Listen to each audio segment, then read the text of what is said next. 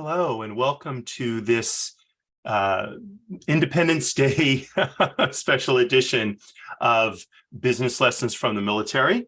I'm your host, Kevin Bemmel, and we're here every Tuesday at 11 a.m. Pacific Time, 2 p.m. Eastern Time. And we talk about military doctrine, history, great leaders from the military, so that we can learn lessons that we can apply to our businesses, whether it's a for-profit business, a nonprofit, even academia. I think these lessons apply really across the board for any of our professional endeavors. So today on this Independence Day, I'm going to take a break from talking about Marine Corps doctrine and look at the issue of veterans and entrepreneurship, veterans who have been successful in business. Going to do kind of a short show today, I think, and it's something that's been rattling around in my head that I wanted to do this. So I looked up a few things that I thought were interesting, and especially for those of you who want to work with veterans, you may find this interesting. Now, some of my military colleagues may be a little bit irked by what I've uncovered. And so, well, that's kind of how it goes. So first of all, let's see, here we go. Okay, and I'm going to share my screen out. So I want to show you this first of all. So these, oh, wait, by 2021, oh, this was supposed to be as of 2023. Wait a minute, here we go. Okay, this is it. Let's see if this is, oh boy, it's gonna, okay, well, don't need that. Here, let's try Wikipedia. Hopefully that will give us the numbers I want. So the first thing I want to look at is how many people are in each branch of the armed forces. And let's see if they're going to give us this here in Wikipedia. You think they would. There's nothing classified about force levels in the military. Oh, here we go. Nope, that's budget. Okay, here we go. So personnel by service. Notice that the U.S. Army, which includes the active component, the reserve component, and the Army National Guard, has a total of just under 1 million people. Okay. Now, by the way, they have the branches are listed in order of not preference, in order of oh shoot, I can't think of the name, but the U.S. Army is listed first because it was the first military branch established. The U.S. Marine Corps is listed second because it was actually founded shortly before the U.S. Navy. So some of my Navy colleagues take umbrage at that.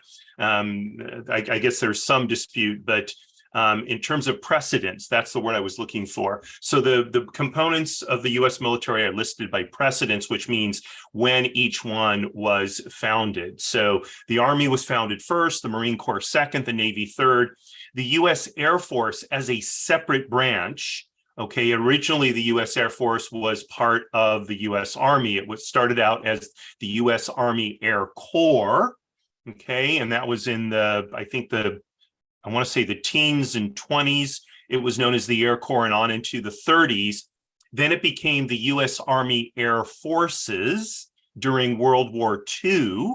Okay, it started out as the U.S. Army Air Corps in World War II. It became the U.S. Army Air Force during World War II, and then post-World War II, with the reorganization of the American military, creating a Department of Defense under which the various component branches then were put, so that it became a separate branch known as the U.S. Air Force. And then, of course, the U.S. Space Force was founded during the time that President Trump was in office just a few years ago. And now the U.S. Coast Guard is kind of interesting. It's been around for a long, long time.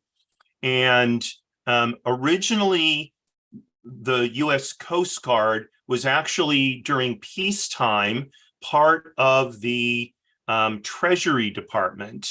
And then during wartime, it would be shifted to the Department of the Navy. So during World War II, for example, the U.S. Coast Guard actually became part of the U.S. Navy. And in fact, many Coast Guardsmen were involved in all kinds of operations, from convoy escorts to piloting landing craft at D-Day and other times. Now the U.S. Coast Guard is part of the Department of Homeland Security, okay, but during a declared war, okay, the U.S. Coast Guard would still become part of the Department of the Navy. So the way the military is currently organized is there's a Department of Defense, that's the umbrella department for the military. And then within that, you have the Department of the Army, which of course oversees the Army, including all of its components. You have the Department of the Navy, which covers the Marine Corps and the Navy. There is not a separate department of the Marine Corps. There's historic reasons why that's the case. And it does annoy some of the people in the Marine Corps. And then there's a Department of the Air Force, okay? And now I guess there's a separate Department of the U.S. Space Force. I'm not sure if that's part of the Department of the Air Force or if it's its own military department. Let's see. What does it say here? Anything? Oh, I don't know. Anyway, the U.S. Army is the largest of the components, making up almost half of the U.S. military by personnel, okay? And then the next largest is actually the U.S. Air Force, making up about a quarter of the personnel. And like the U.S. Army, it has three components. It has an active and a reserve component, as well as an Air National Guard component, okay? And then the Navy is the third largest with about 400,000, made up of an active and a reserve component. And then the U.S. Marine Corps is the smallest by far, by the way. Notice it's only half the size of the Navy and basically 20% of the size of the Army. It too has an active and a reserve component. So one of the reasons why I find this interesting is I think a lot of people think that the U.S. military is much larger than it is. So you notice both of including all three components, active, reserve, and guard, there's only about 2.1 million members of the American military. Now, if you look at that as a percentage of the U.S. population, which is around between 330 and 340 million, that's less than 1% of the U.S. population. Now, if you were to look at the adult population, people 18 and over, I'm guessing it may be around 1%, but it's a very small component. So contrast that with World War II, when somewhere between 8 and 10% of the U.S. population was in uniform. And of course, that includes children. I mean, the percentage against the U.S. population includes children in the U.S. population. The percentage of adults would be higher. I'm guessing somewhere between maybe 12 and 15% or something like that. Okay, and that doesn't include civilians who work for the for the Department of the Navy or the Department of the Army. It doesn't include people who are working in defense industries or anything like that. That's purely uniformed personnel. Okay, so that being the case, then what I looked up, and I acknowledge this is, fairly random, but this is the 25 most famous veteran entrepreneurs, as identified by Samson Helias, I guess is his name pronounced, and with apologies to him if I pronounce his name wrong. It was updated not quite a year ago, so this is pretty up to date. So of the 25 most famous veteran entrepreneurs as detailed by this list, Two of them, the list doesn't identify which branch of the service they served in. So setting those aside, we've got 23 left. Of them, 8 came from the Army, or 8 were Army veterans, and then 5 each were Marine Corps, Navy, and Air Force veterans. So why is that interesting? Well, it should be no surprise that the Army has the most famous veteran entrepreneurs. It is in size equal to the other 3 branches, it's equal almost to the other 3 branches of the military put together. Okay, but as a percentage, 8 against almost a million, it's less than whatever that would be, 1/1,000,000th of a percent. The Air Force, which has about 500,000 people in it and 5 famous veteran entrepreneurs, has about 1/1,000,000th of a percent, the Army has 0.8 millionth of a percent. The Army has 1/1,000,000th of a percent. Okay. The Navy, which has about 400,000 people, okay, that has slightly over 1, like 1.1 or 1.2 millionth of a percent. But the Marine Corps, which has only 200,000 people, has 5 famous veteran entrepreneurs, or basically 2.5 millionth percent of the most famous veteran entrepreneurs. In other words, more than double the Navy and almost triple the percentage of the Army. So you can say, well, wait a minute, these are not related to the force sizes today, and that's true. What I would say is the relative sizes of the components of the U.S. military on a percentage basis have been pretty consistent over the years. And so I'm using today's force size as a proxy for their relative force sizes. So why is that the case? Why is it that the Marine Corps stands head and shoulders above the other service branches when it comes to famous veteran entrepreneurs, right? So as a Navy guy, you might be wondering, well, wait a minute, why aren't you trying to make this work out so the Navy is the best? Well, I mean, the reality is, son of a Navy officer father, I was raised singing the Marine Corps hymn and the Navy fight song. My father, when he went through Naval Reserve Officer training, was trained by these grizzled World War II Marine Corps veterans. He had a great deal of respect for the Marine Corps. And so while over the decades there has been, some friction between the Army and the Marine Corps, between the Navy and the Marine Corps, I look at the Marine Corps as the sort of sister service or brother service to the Navy. We're all what are broadly called the sea services, which is the Navy, Marine Corps, and the Coast Guard. And so that, my Marine Corps brethren beat out the Navy in terms of famous veteran entrepreneurs. Well, I guess I'd be happier if the Navy were number 1, but that's the way it goes. I'd rather report the genuine numbers than fudge for the sake of Navy pride.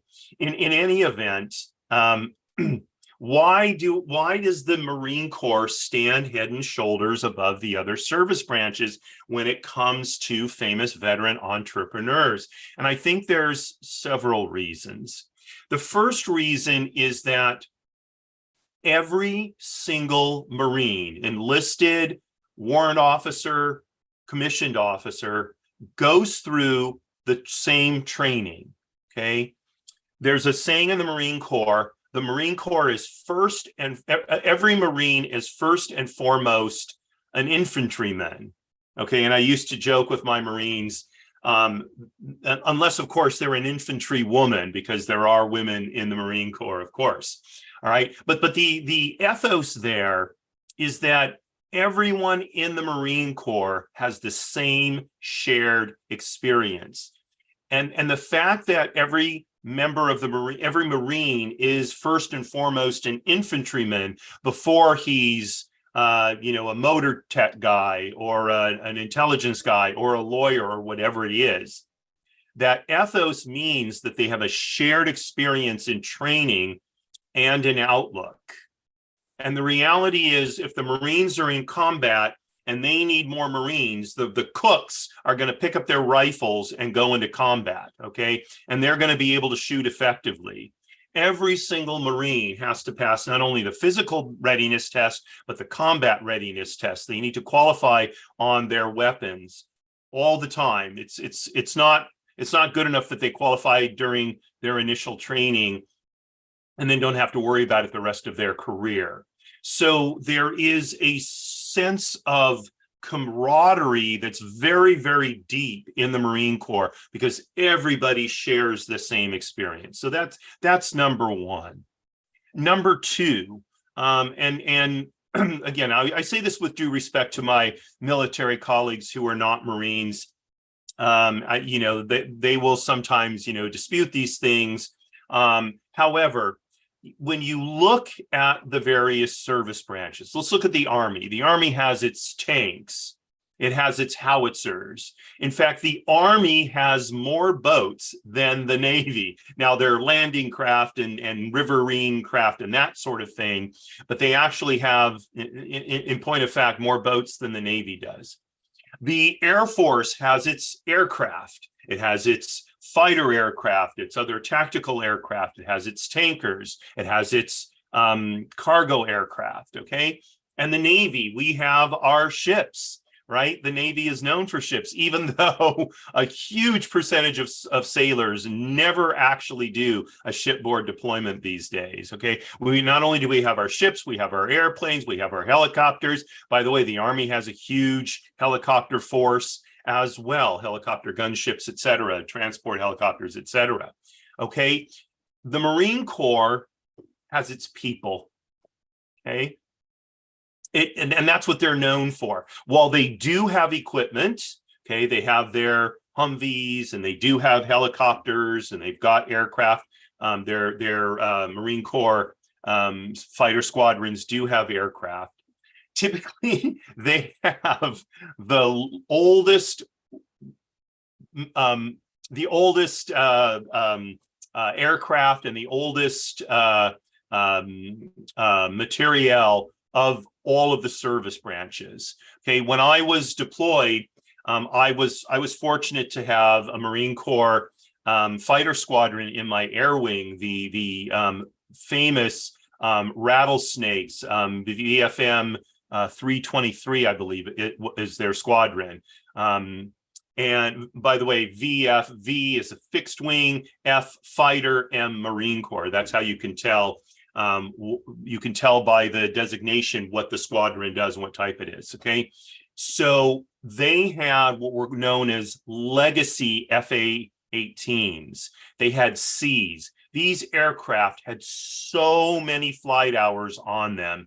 Trying to keep them flying was a nearly impossible job. And yet, between the Marine Corps maintainers in my squadron and their pilots and their leadership, they had the highest uptime percentage of all of the squadrons in the air wing. I mean, the CO really did an amazing job, as did the command, not the command master chief, that's for the Navy, the command sergeant major, who was an amazing guy himself. And it was this ability to motivate their people and to train their people that made them so effective. Okay? Their people would not quit. I used to joke with them that they were the MacGyvers of the air wing. They would get a plane and they'd put it together with, chewing gum and duct tape, and yet it would fly and it would fly safely. There was just nothing like them for their ability to meet the mission. And so I think that is another reason why we see a much higher percentage of famous veteran entrepreneurs coming from the Marine Corps. And the third thing that I believe makes the Marine Corps so effective in civilian life is they have a huge emphasis on developing leadership in their people. There's a phrase you'll hear around Marine Corps circles called the strategic corporal. Now, just to give you a little bit of background, in the Marine Corps, in the enlisted ranks, okay, you start out as a private first class, I believe, and then you become a lance corporal, okay, and then you become a corporal, okay. So you're actually, you start as a private. It's private first class, lance corporal, corporal. You are already what's known as a non-commissioned officer. And the Marine Corps pushes down decision-making as low as it possibly can. So that corporal in the field, in combat, could very well be leading a small unit action. Okay, and the Marine Corps has a highly developed, excellent leadership academy that starts with the corporal's course. Okay, so you can have been in the Marine Corps for only about, I think, 2 years and become a corporal, and you're already into the leadership training track. Okay, there's the corporal's course, the sergeant's course, the I think staff sergeant is next, the staff sergeant's course, and so on and so on.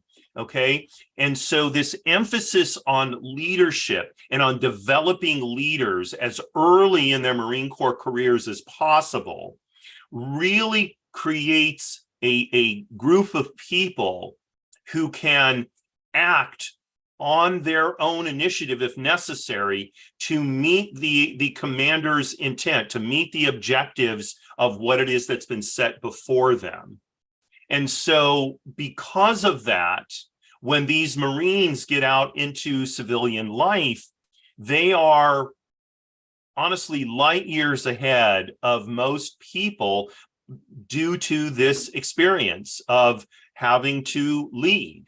Okay, so I remember when I was in Okinawa, I sometimes I'd get up early in the morning to go exercise because it was so bloody hot. You couldn't exercise after about 7 a.m. So I'm at the gym. I'm heading to the gym. It's still dark, right? And corporals are out there with their squads, and they're already training them, doing their physical training for the morning, right? And it's a corporal out there leading that, and these corporals would be 19, 20 years old.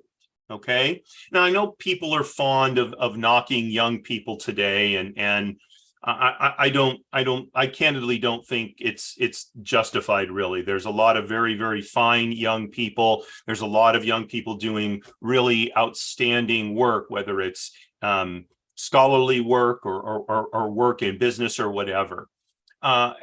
Having said that, it's very rare that I meet a civilian with no military background who can really reach to the level of the young Marines that I worked with when I was stationed in Okinawa.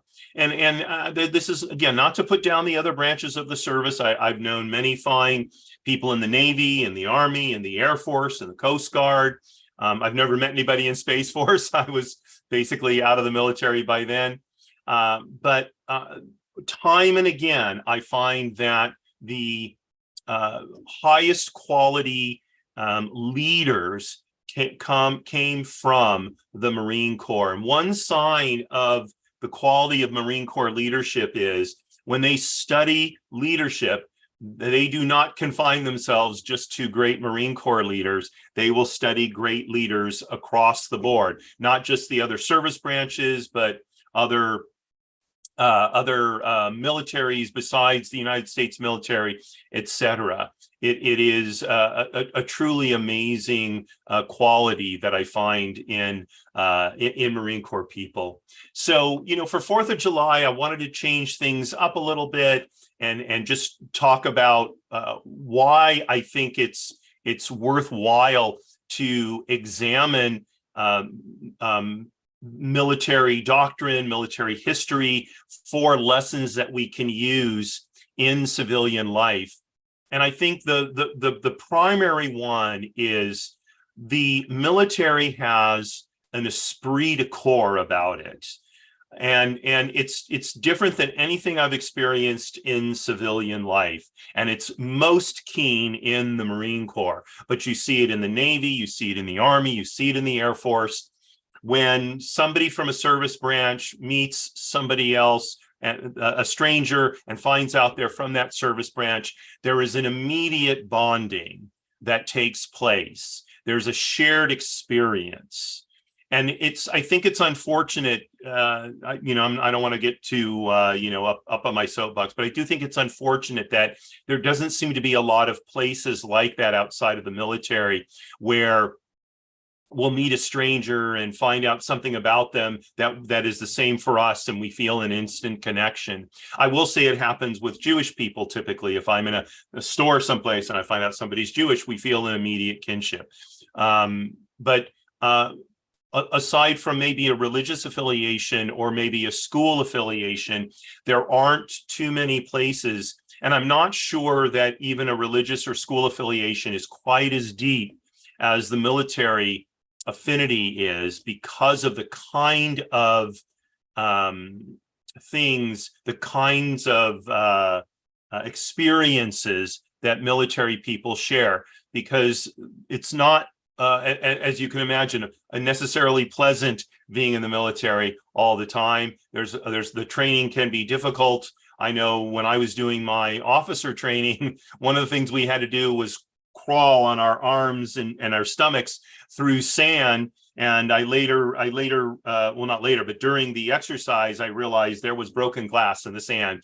And by the time I was done, I had cuts on both of my arms. Frankly, some of my fellow trainees were pretty ticked off about that. And my attitude was, well, I guess this is what they wanted us to do.